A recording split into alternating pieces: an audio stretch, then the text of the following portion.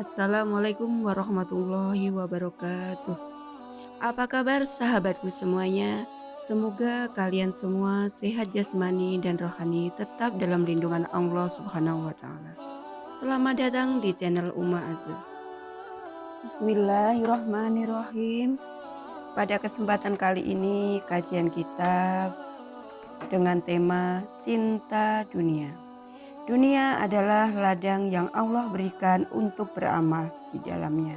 Ia bukanlah tujuan, tapi sekedar sarana. Banyak orang yang mengibaratkan kehidupan dunia sebagai seorang musafir yang menempuh perjalanan jauh, kemudian istirahat sebentar untuk minum. Atau kalau dalam bahasa Jawanya yaitu mampir ngombe, lalu pergi lagi untuk melanjutkan perjalanan. Begitulah dunia. Dulu kita belum ada, kemudian kita lahir dalam keadaan lemah tak berdaya.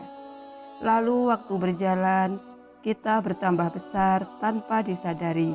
Hingga kini kita telah dewasa, bahkan ada di antara kita yang sudah lanjut usia. Dunia memang diciptakan dengan keindahan, sebab dunia ini adalah ujian. Jadi kita tidak perlu heran.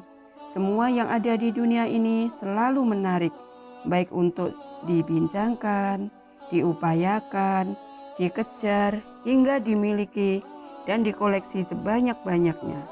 Mulai dari alamnya, kekayaannya, perhiasan, dan pernak-perniknya. Termasuk di dalamnya ketertarikan kita kepada lawan jenis. Itu adalah bagian dari keindahan dunia. Allah berfirman yang artinya dijadikan indah pada pandangan manusia kecintaan kepada apa-apa yang diingini, yaitu wanita-wanita, anak-anak, harta yang banyak dari jenis emas, perak, kuda pilihan, binatang-binatang ternak, dan sawah ladang. Itulah kesenangan hidup di dunia. Dan di sisi Allah lah tempat kembali yang baik, yaitu surga. Al-Quran Surat Ali Imran ayat 14. Begitulah godaan dunia, semuanya diadakan untuk menguji kita. Yang pertama adalah cinta wanita-wanita. Wanita adalah satu di antara sekian banyaknya jenis keindahan dunia. Ia adalah perhiasan, godaan, juga pesona. Amat banyak kisah tentang wanita, mulai dari yang baik hingga yang buruk. Bahkan keterjerumusan para tokoh dan ahli ibadah bisa bermula dari makhluk yang satu ini, yang bernama wanita. Meskipun banyak juga orang besar yang dilahirkan dari wanita luar biasa dan beristrikan wanita luar biasa pula. Bahkan Nabi Adam alaihissalam yang merupakan bapak seluruh umat manusia diturunkan dari surga sebab iblis berhasil menggoda Hawa. Wanita yang menjadi teman dan istri Adam di surga. Bukankah kisah ini adalah sebuah gambaran yang nyata bahwa makar iblis seringkali dimulai dari wanita? Tak heran jika kita dapati banyak kisah, di antaranya perceraian rumah tangga ataupun kerusakan lainnya, dimulai dari rusaknya wanita. Wanita indah dari semua sisinya. Sebab itu sang Nabi kita Muhammad SAW berpesan bahwa seluruh tubuhnya adalah aurat atau perhiasan yang harus dijaga dan haram untuk diumbar, kecuali wajah dan telapak tangan. Bahkan suaranya termasuk juga dalam aurat. Bukankah di zaman yang semakin gila ini banyak orang yang menjajakan suaranya sebagai komoditi seks? Jika suaranya saja yang tak berbentuk sedemikian menggoda dan bisa menjerumuskan, bagaimana lagi dengan anggota tubuh yang bisa disentuh dan diindra dengan anggota tubuh yang lain? Yang kedua yaitu cinta anak-anak. Anak adalah amanah dari Allah. Ia adalah perhiasan hati dan buah cinta dalam sebuah rumah tangga. Tak sedikit pasangan bermasalah yang akhirnya kembali bersatu, sebab memikirkan nasib anak-anak mereka dalam kehidupan. Sering pula anak menjadi juru damai saat orang tua berseteru. Meski demikian, banyak pula anak yang justru menjadi penyebab pertikaian dalam rumah tangga. Apalagi jika bapak dan ibu tidak memiliki visi-visi yang jelas dalam menata biduk rumah tangga.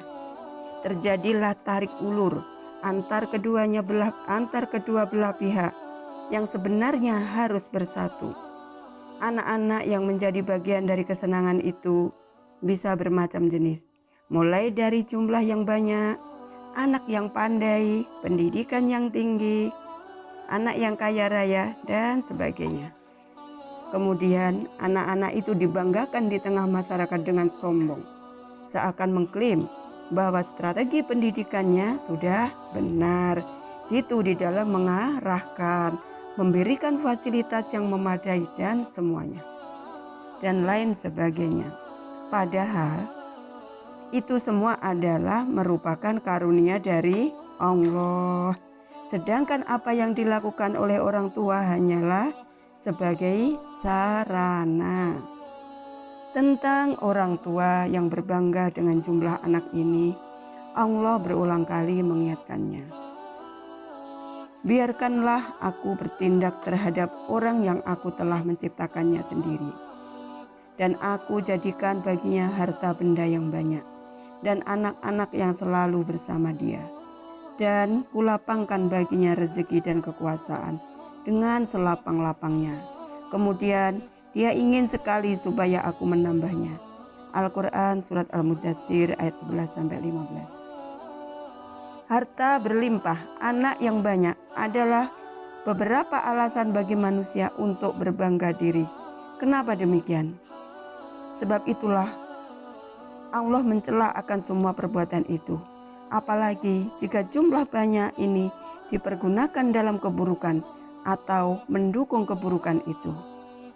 Ayat ini sendiri secara khusus menyebut tentang dedengkot Quraisy yang bernama Al-Walid bin Mughirah. Ia yang kaya raya, keturunan banyak, dan juga terhormat. Bahkan orang-orang Quraisy menggambarkan seberapa banyak keturunan, pengaruhnya, kekayaan orang ini dengan mengatakan, sungguh jika Al-Walid bin Mughirah berpindah agama, niscaya seluruh orang Quraisy akan berpindah agama juga. Yang ketiga yaitu cinta harta dunia. Dijelaskan dalam ayat 14 surat Ali Imran, menegaskan tentang ketertarikan umat manusia pada harta, sehingga diriwayatkan bahwa umat Islam zaman akhir ini jumlahnya sangat banyak, tetapi menjadi incaran kaum lain, sebab mereka mencintai harta dunia dan takut mati. Takut mati terdiri dari dua jenis, yang wajar dan yang berlebihan. Secara manusiawi, takut mati itu asasi. Adapun mereka yang mencintai dunia menganggap mati sebagai sesuatu yang angker dan penuh misteri. Tapi ada golongan lain, yaitu golongan yang ketiga, yang bersikap sebaliknya, yaitu kaum mukminin. Mereka menganggap mati sebagai sebuah kenikmatan dan gerbang menuju keabadian. Sebab dunia bagi orang mukmin adalah merupakan suatu penjara. Mereka beramal sebaik mungkin dan berharap segera bertemu dengan Allah di akhirat kelak. Sebab setelah itu mereka bisa menikmati surga sebagai balasan atas kesukaran yang dihadapi ketika di dunia. Mereka yang takut mati secara berlebihan adalah karena menganggap dunia sebagai kerajaan. Mereka mengoleksi rumah, mobil, sawah, emas, aneka hewan ternak, dan sebagainya. Mereka menganggap bahwa semua itu bisa menolong mereka, entah membuat mereka disegani dan dihormati ataupun membuat mereka diperhitungkan dalam masyarakat. Di sepanjang masa dan kesempatan yang mereka lakukan adalah mengumpulkan pundi harta dan limpahan kekayaan. Mereka lupa akan Allah, lupa akan Rasul-Nya, dan lupa akan sesamanya. Sampai-sampai ibadah-ibadah yang wajib, yang seharusnya mereka nomor satukan pun dapat terlupakan. Persis seperti nyanyian yang saya sering dengar waktu putri saya masih kecil dulu. Lagunya kalau nggak salah demikian. Subuh kesiangan, zuhur belum pulang, asar di perjalanan, maghrib kecapean, isya ketiduran. Begitu kurang lebihnya. Jadi pembicaraan yang muncul dari mulut orang yang hanya menyibukkan dunia, mereka itu juga seputar harta dan dunia. Mulai bertambahnya rumah dengan nilai miliaran, sawah dan kebun yang semakin luas, ternak yang semakin bertambah jumlahnya, bahkan mungkin istri yang semakin banyak dan ada di mana-mana. Kesemuanya itu diceritakan sebagai sebuah kebanggaan, sehingga lupa akan asal muasal dan bagaimana kelak mempertanggungjawabkannya di hadapan Allah Subhanahu wa Ta'ala. Yang ada dalam pikiran mereka juga tak jauh dari itu, tentang menaikkan omset. Bagaimana ya caranya supaya semuanya lebih meningkat, supaya saya lebih kaya, dan sebagainya. Asal tujuan mereka dapat tercapai. Bagaimana agar pundi-pundi kekayaan semakin bertambah, bahkan kalau perlu jangan sampai turun, dan sebagainya. Terima kasih kepada sahabatku semuanya yang sudah mendengarkan kajian ini. Semoga dapat ridho Allah dan bermanfaat ilmunya fid dunya wal akhirah. Allahumma amin. Akhirul kalam, wassalamualaikum warahmatullahi wabarakatuh.